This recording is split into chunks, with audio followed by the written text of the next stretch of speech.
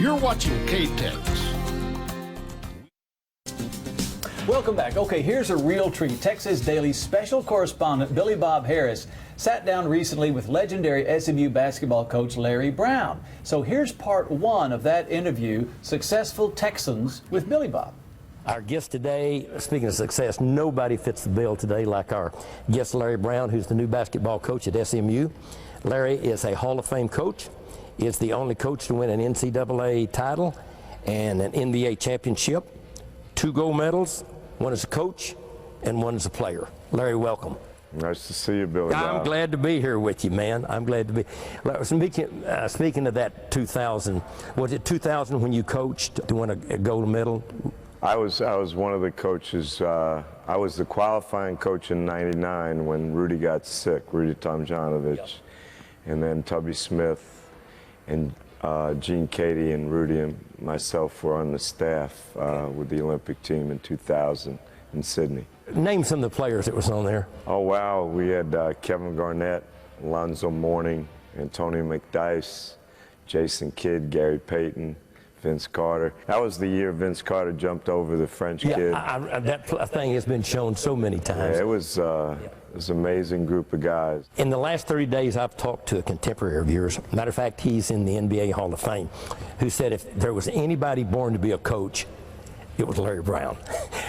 Tell us how and when you decided this was your calling. Wow. Well, I lost my dad when I was pretty young, and coaches kind of were a big part of my life. A football coach in high school, my high school basketball coaches were great. I went to North Carolina, and Frank McGuire recruited my mom, and I went there, and I ended up, playing for him and Dean Smith.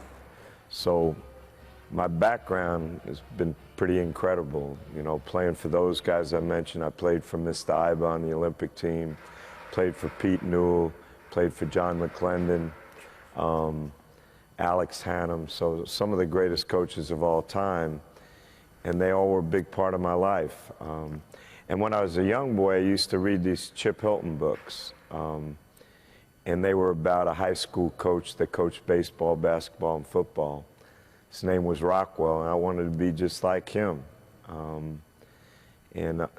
My career path changed a little bit because I always envisioned myself as an American history teacher and a high school coach, but, I ended up being a pro coach. And I guess it has changed a little bit. Yeah. Larry, this is going to be a hard question for you. Tell us just a few of your great memories as a coach. Besides this one right now? Besides this one right now, okay.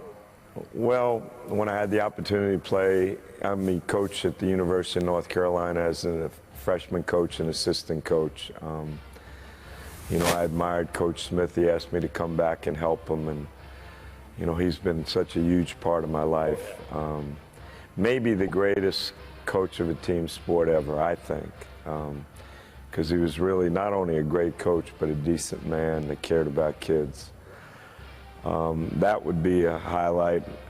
Being named the head coach at UCLA. I never could say I was the head coach because to me there was only one coach at UCLA. That was pretty incredible. Being selected to represent our country on the Olympic team was huge.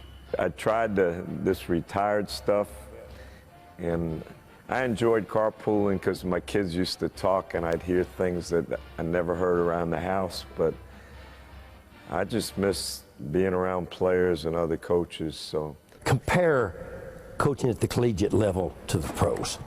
Billy Bob, I never looked at him any differently. You're a teacher first. You got to get guys to respect one another.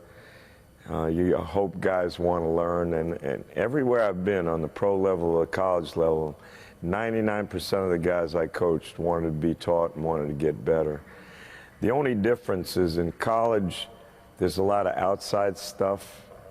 You got to worry about kids going to camp, class, summer jobs.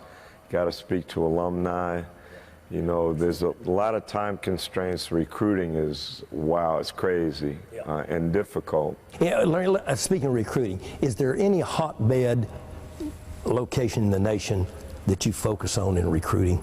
Well, right now we have to go everywhere. You know, SMU is not relevant with a lot of kids. Since Doc Hayes, you know, we don't have great tradition here in basketball. We have it in football and a lot of other sports. But I want us to be relevant in Texas. There's unbelievable players here. There's great coaching. So I would like us to have an opportunity to recruit the Metroplex. Which that brings us up to now, SMU. How's it going? Well, we got a steep hill to climb, but it's a great school in a great location, and we're going to be in a great league. You know, the Big East is as good as any league in basketball. This year is going to be a struggle. You know, we only have 9 eligible players, but we've already, you know, got 3 great transfers, and I think we're going to have a great recruiting class. So if I don't mess them up, hopefully we'll get better. Larry, speaking of continued success, we wish you a lot here, and you've had a lot of that you've added to other people. I appreciate you. Thanks so much. Thank you. Bye-bye. Do you